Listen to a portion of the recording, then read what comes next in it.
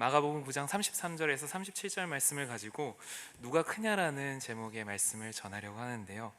오늘 본문은 예수님이 가버나움에 도착하셨을 때 제자들에게 질문하신 내용입니다. 예수님은 제자들이 가버나움으로 오는 이 여정 중에 논쟁을 벌였다는 이 사실을 알고 계셨습니다. 그래서 제자들에게 너희들이 길에서 토론한 것이 무엇이냐 하고 물으시죠. 그랬더니 제자들이 어떻게 대답합니까? 오늘 보면 34절 말씀입니다. 그들이 잠잠하니 이는 길에서 서로 누가 크냐 하고 쟁론하였습니다. 갑자기 그들이 왜 이런 논쟁을 벌이게 된 것일까요? 그들이 길거리에서 이런 논쟁을 벌이게 된 이유가 있습니다.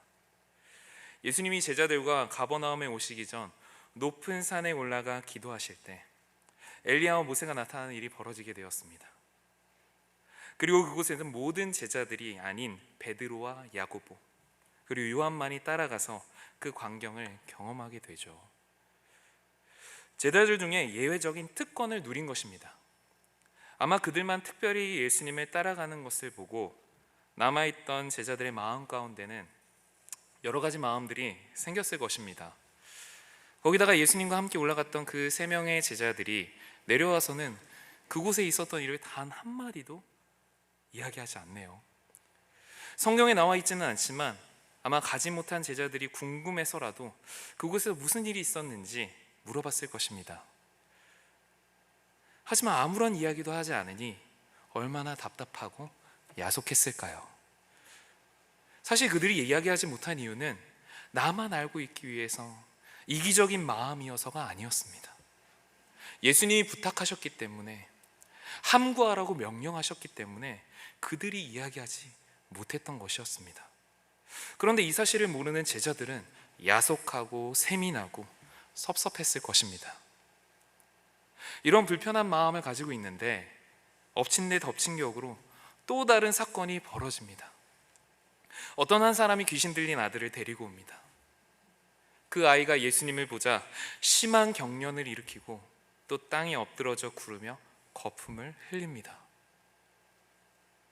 이미 이 아이의 아버지는 예수님의 제자들에게 자신의 아들을 데리고 가 귀신을 내쫓아 달라고 했지만 제자들은 하지 못했죠.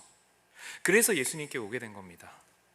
그런데 예수님은 단 한마디 명령으로 귀신을 내어 쫓으시고 또 그 아이를 회복시키십니다. 그 모습을 보고 제자들이 예수님께 다가와 묻습니다. 우리는 어찌하여, 주님, 우리는 어찌하여 능히 그 귀신을 쫓아내지 못하였나이까? 이런 상황 속에서 제자들 각각의 마음 가운데 자격지심이 생겼을 것입니다. 나는 예수님을 따라가지도 못했는데, 귀신도 쫓아내지 못했다. 지금 내가 예수님과 함께한 세월이 지금 1, 2년이 넘는데 자신의 위치가 점점 불안해졌을 것입니다. 과연 예수님이 나를 어떻게 보고 계실까? 예수님의 마음에 나는 몇 순위일까? 예수님의 마음에 나는 들어있기는 한 걸까? 그런 걱정과 염려, 불안함이 그들의 마음 가운데 생겼을 것입니다. 그런데 이런 상황 속에서 예수님께서 제자들에게 이렇게 말씀하시죠. 또 인자가 사람들의 손에 넘겨져 죽임을 당하고 죽은 지 3일 만에 살아나리라. 그런 이들의 마음 가운데 문득 그런 생각이 드는 것입니다. 만약 예수님이 돌아가시면 누가 이 공동체를 이끌어갈 것인가? 누가 주도권을 행사할 것인가? 그럼 기가 막히는 일이죠. 지금 그들이 고민하고 생각해야 하는 것이 무엇입니까? 우리 주님이, 내가 따르는, 내가 사랑하는 우리 주님이 사람들의 손에 넘겨져 죽임을 당하고 죽은 지 3일 만에 살아나신다? 이 말씀에 같이 걱정하고 고민하고 마음 아파해야 하는데 나는 어떻게 하면 예수님을 도울 수 있고 함께 그 고난에 참여하며 이때 예수님이 원하시는 나의 모습, 나의 태도는 무엇인가를 고민하는 것이, 이러한 반응을 보이는 것이 이들의 당연한 태도일 텐데 지금 그들은 누가 크냐, 누가 더 크냐라는 논쟁으로 갑론을박하고 있습니다. 나는 곧 죽임을 당할 것이다, 나는 곧 죽임을 당할 것이다 라고 예수님께서 예언하셨는데도 불구하고 이 고백이 처음이 아님에도 불구하고 그들은 깨닫지 못하고 자리 싸움을 하고 있습니다. 여러분, 어찌 보면 사람으로서 당연한 반응일 수도 있습니다. 특히 유대 문화에서 사람의 서열은 대단히 중요했습니다. 잔치 자리에서도 서열에 따라 앉는 자리가 결정되는 것이 바로 유대 문화였습니다. 아니, 유대 문화뿐만이 아니라 우리 문화도 마찬가지고 세상 문화도 마찬가지입니다. 모두들 큰 사람이 되고 싶어 합니다. 높은 서열을 갖고 싶어 하죠. 이런 마음 갖지 않고 있는 사람은 아무도 없을 것입니다. 이 세상에서 나는 그저 작고 섬기는 사람이 되는 게 소원이야 라고 하는 사람은 아무도 없습니다. 이왕이면 이 세상 사는 거 나도 큰 사람이, 뭔가 호령하면서 사는 그런 사람이 되고 싶다라는 것이 모든 사람들의 공통적인 마음일 것입니다. 섬기기보다는 섬김을 받는 위치에 서기를 원하는 것이죠. 나는 못 되어도, 비록 나는 못 되었지만 나의 자녀들, 나의 손주들, 내가 사랑하는 사람들은 큰 사람이 되었으면 좋겠다. 그래서 우리 부모님들이 우리들을 위하여 그렇게 헌신하신 것일까요? 그래서 우리가 우리 자녀들을 위해서 이렇게 헌신한 걸까요? 어렸을 때 설날이나 추석 때 시골에 계신 할아버지 댁을 방문하면 항상 세배를 했습니다. 그리고 세배를 하고 일어나면 할아버지 할머니께서는 항상 저희에게, 또 저에게 호사나 큰 사람 되라 라고 덕담을 해주셨습니다. 여러분, 사람들은 다 큰 사람이 되고 싶어 합니다. 이왕 사는 거 나도 좀 뭔가 섬김을 받는 사람이 되고 싶다. 우리 자녀들은 섬김을 받는 사람이 되었으면 좋겠다. 누구나 다 갖고 있는 마음입니다. 그렇다면 여러분, 큰 사람이 된다는 것은 무엇일까요? 큰 사람이 된다는 것, 공부 잘하는 것, 그래서 좋은 대학 가는 것, 취직 잘하는 것, 돈 많이 버는 것, 높은 직위를 갖는 것. 결국 사람들은 내가 지향하는 목표에서 최고가 되는 것, 즉 1등이 되는 것이 큰 자가 되는 것이라고, 또 큰 자라고 생각하는 것 같습니다. 그래서 나의 자녀들에게, 나의 가족들에게, 내가 사랑하는 사람들에게 큰 사람이 되라 라고 하는 이 이야기의 덕담에도 결국 너희들이 달려가고 있는 이 목표에서 1등이 되라, 1등이 되었으면 좋겠다, 그것을 향해 달려나가라는 의미를 내포하고 있는 것이죠. 제가 중학교 1학년 중간고사 때의 일입니다. 중학교에서의 첫 중간고사였기에 너무나 긴장하고 또 떨렸던 기억이 있습니다. 수학시험을 치르고 났을까요? 수학시험을 치르고 나서 가채점을 해보니 제 마음 가운데 이 정도면 됐다, 이 정도면 내가 엄마한테 안 혼나겠다, 안도감이 생길 만큼 잘 보지는 않았습니다. 하지만 그래도 만족할 만한 점수를 얻었다고 저는 생각했습니다. 저는 그렇게 어머니가 어떻게 생각하셨는지는 제가 잘 모르겠습니다. 기억이 나지 않습니다. 그런데 저쪽 한 구석에서 우는 소리가 들리는 거예요. 그리고 그 우는 소리가 들리는 곳에 친구들이 모여 있었습니다. 궁금해서 가보니 저희 반에서 공부 제일 잘하는 친구가 서글프게 울고 있는, 아니 꺼이꺼이 하고 울고 있는 거예요. 시험 잘못 봤나 보다, 어떡하지, 불쌍하다, 안쓰럽다. 아마 저도 못 봤다면 이런 마음 1도 생기지 않았을 겁니다. 하지만 제 마음 가운데 나 이 정도면 됐어, 이 정도면 잘 봤다 하는 마음이 있었기에 제 마음 가운데 그 친구를 어떻게 위로해 주지라는 측은한 마음이 생겼습니다. 그래서 그 친구에게 다가갔는데 어떤 한 친구가 그 친구에게 그래서 도대체 네가 수학시험 몇 점 받았는데 물어봤습니다. 그런데 그 친구의 대답이 거기 모여있는 모두의 분노를 일으켰습니다. 한 개 틀렸대요. 그래서 98점 받았답니다. 그 이야기를 듣고 제 친구들이 얼마나 분노했는지 모릅니다. 진짜 너무너무 화가 났습니다. 근데 제 마음가운데는 그래도 잘 봤다 생각했기 때문에 그렇게 분노하지는 않았습니다. 그런데 그 뒤에 하는 그 친구의 이야기가 더 기가 막혔습니다. 엄마가 수학시험 100점 안 맞으면 10대 맞는다고 했단 말이야. 그리고 이제 내가 좋아하는 반찬 안 해주고 김치만 준다고 했단 말이야. 여러분 싫어합니다. 절대 지어낸 이야기 아닙니다. 아마 여러분들도 학창시절에 이런 친구들 한 명쯤은 보셨을 겁니다. 이 친구의 엄마가 왜 이 애에게 이렇게 이야기했을까요? 싫어서요? 골탕 먹이고 싶어서요? 여러분 아닙니다. 사랑해서였을 겁니다. 그 아이가 진심으로 잘 되기를 바라서 그렇게 강하게 이야기한 것이었을 것입니다. 그렇게 해야 큰 자가 될 수 있다고 그 엄마는 믿었기에, 그렇게 해야 그 아이가 성공하는 삶을 살 수 있을 거라고 믿었기에 사랑하는 마음으로 그 아이에게 채찍질을 했을 것입니다. 여러분, 수많은 사람들이 학생들이 1등이 되기 위해서 노력합니다. 공부에서도 1등, 직장에서도 1등, 재력에서도 1등, 인맥에서도 1등. 그래서 코피 터져가며 공부하고 밤잠 설쳐가며 일하고 쓸 거 안 쓸 거 아껴가며 돈을 버는데 혈안되어 있습니다. 그런데 여러분, 1등하는 사람이 진짜 큰 사람일까요? 세상이 말하는 성공에 도달한 자가 진짜 큰 사람일까요? 만약 그렇다면 1등한 사람은 다 행복해야죠. 성공한 사람은 자신의 인생에 대해서 만족해야 할 것입니다. 하지만 그렇지 않습니다. 행복이 영원하지 않고 기쁨이 영원하지 않습니다. 그리고 1등 못해도 행복할 수 있고 기뻐할 수 있으며 만족한 삶을 살 수 있습니다. 그거 제가 증인입니다. 여러분, 심지어 1등이라는 타이틀 영원하지 않습니다.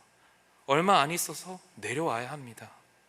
나보다 더 잘난 사람들이 계속 치고 올라오기에, 나보다 더 젊고 유능한 인재들이 계속 치고 올라오기에 우리는 그 자리에서 내려와야 하고, 그래서 불안하고 걱정하고 근심하고 염려합니다.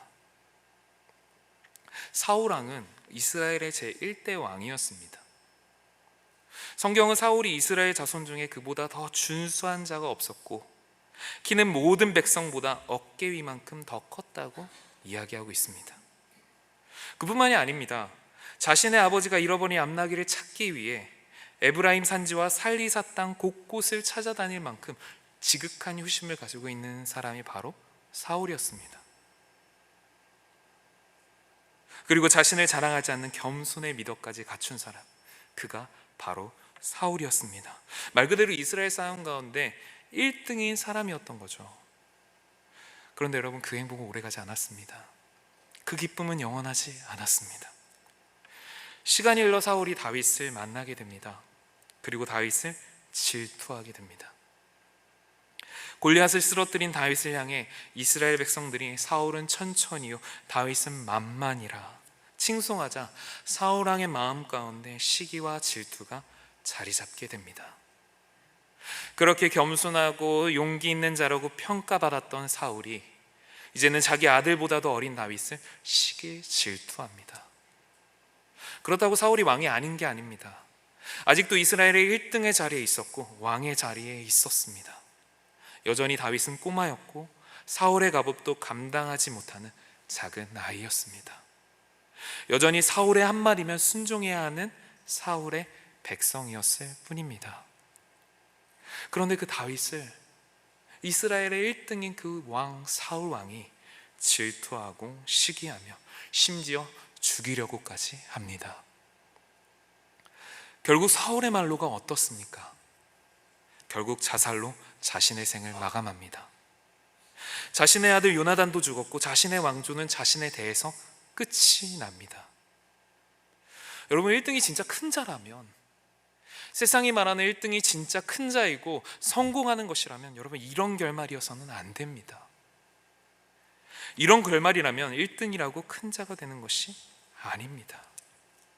그런데 우리는 1등이 큰 자라는 착각에 사로잡혀 있는 것이죠. 세상이 인정하는 성공을 누려야 비로소 큰 사람이 되었다고 생각합니다. 그렇다면 여러분, 진짜 큰 자는 누구일까요? 진짜 큰 사람은 누구일까요? 예수님 오늘 본문 35절에서 제자들에게 이렇게 말씀하십니다. 우리 35절 말씀을 함께 읽겠습니다. 같이 읽겠습니다.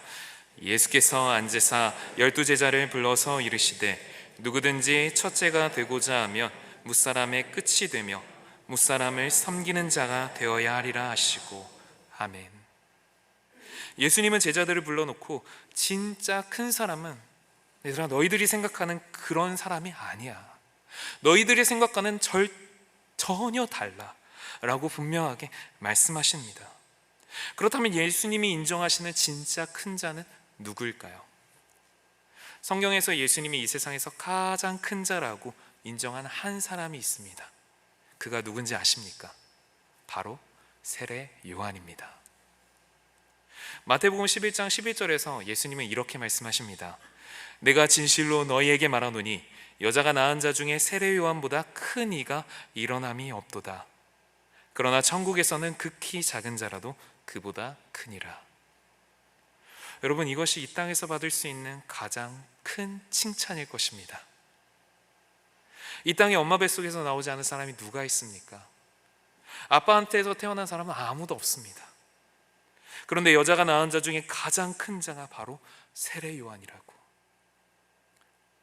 그것도 다른 사람이 아닌 하나님의 아들이신 예수님께서 인정하시고 칭찬하십니다. 도대체 그가 어떤 삶을 살았기에 예수님께서 이런 칭찬을 하신 걸까요? 그는 이런 칭찬을 받을 수 있었던 것일까요? 세례 요한에 대해서 여러분들은 잘 아실 겁니다. 세상이 보기에 그의 삶은 결코 빛나지 않았고 그의 죽음도 그렇게 아름답지 못했습니다. 그래서 세례 요한은 세상의 시선에서도 결코 큰 자가 아니었습니다.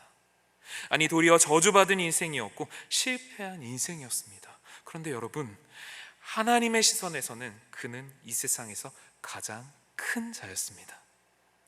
도대체 그가 어떻게 살았기에 이 세상 모든 만물을 창조하신 하나님의 시선에서는 그가 이 세상에서 가장 큰 자로 인정받을 수 있었는가? 오늘 이 시간 세례 요한을 통해서 우리가 그 비결을 알기를 원합니다. 그가 하나님이 인정하시는 큰 자가 될 수 있었던 이유, 우리는 세례 요한을 통해서 세 가지를 알 수 있는데요.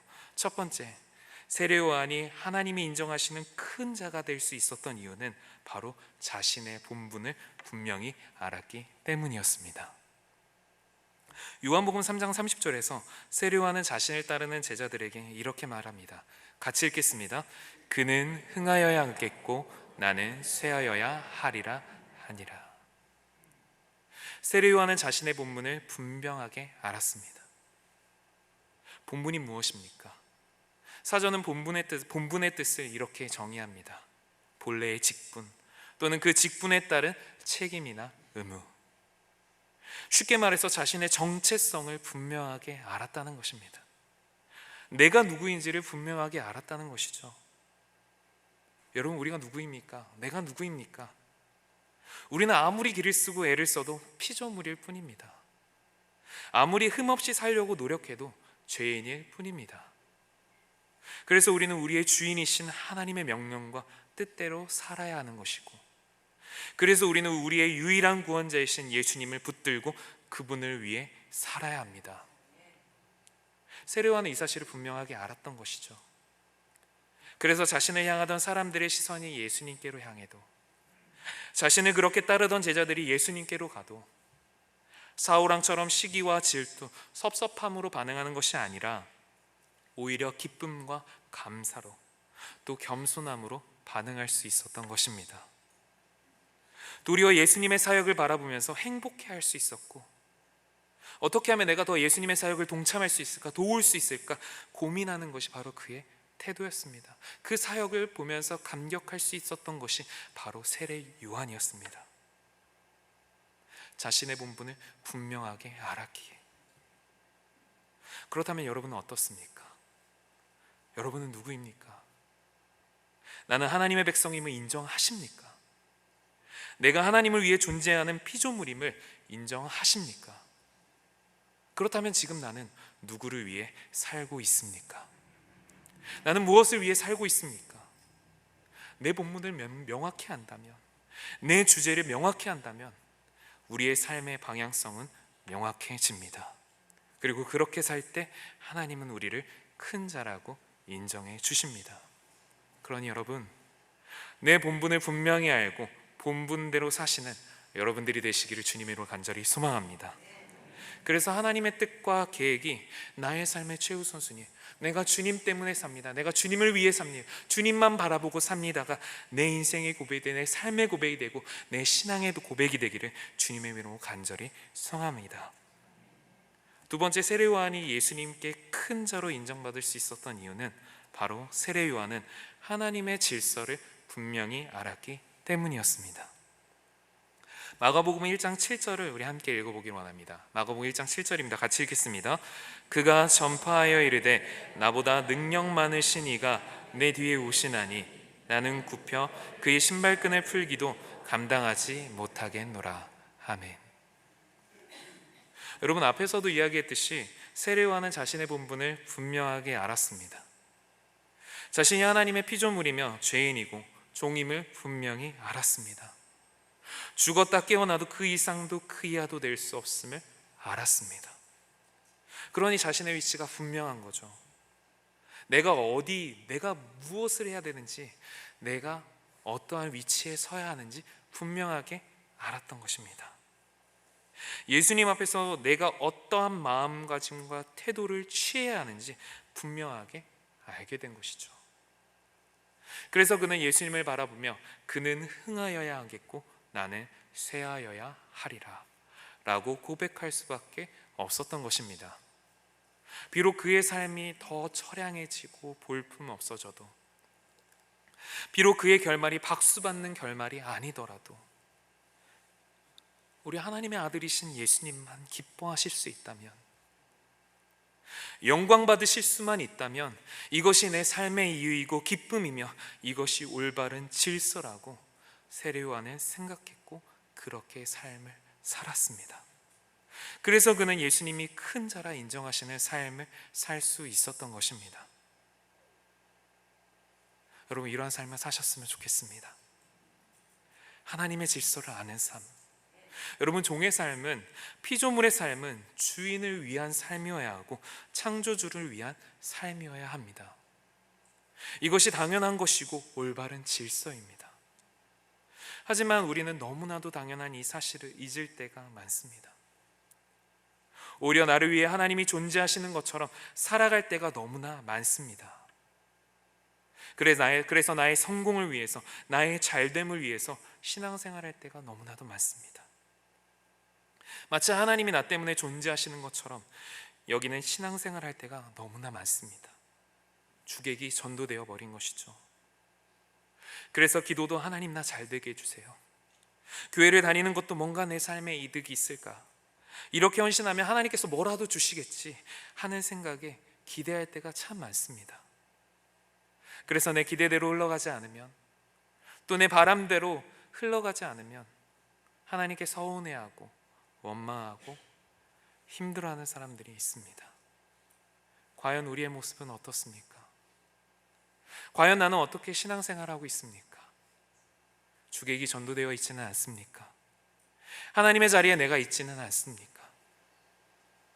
하나님의 아들이신 예수님이 십자가 고난을 앞에 두고 기도하십니다. 얼마나 간절하고 애통해야 하며 기도하셨는지 땀이 땅에 떨어지는 핏방울 같았다고 성경은 이야기합니다.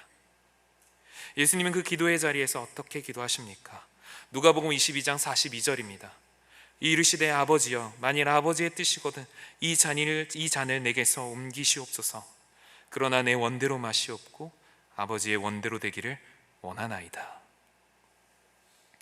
여러분, 이것이 우리의 삶의 고백이 되어야 합니다.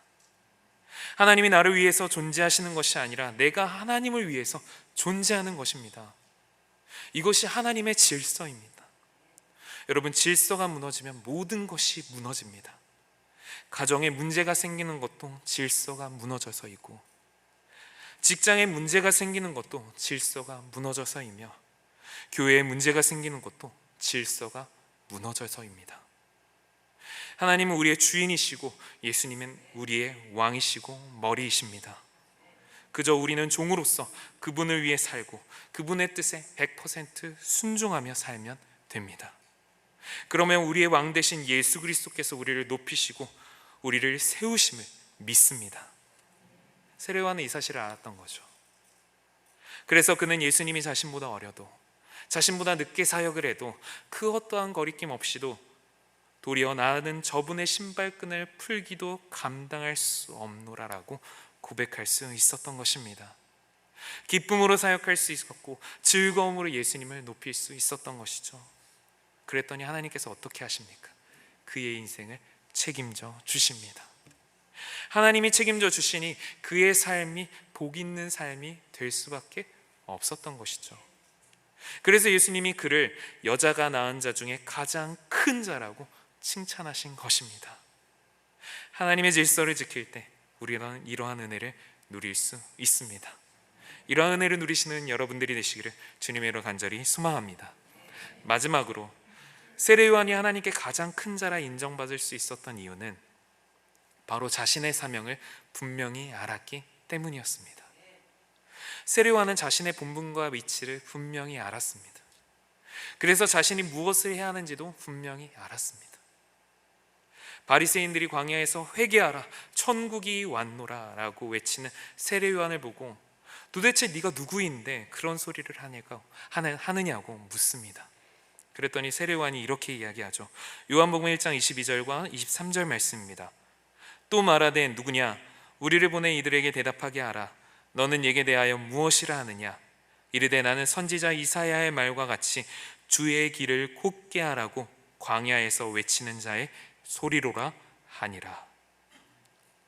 세례 요한은 하나님이 왜 자신을 부르셨는지 분명하게 알았습니다.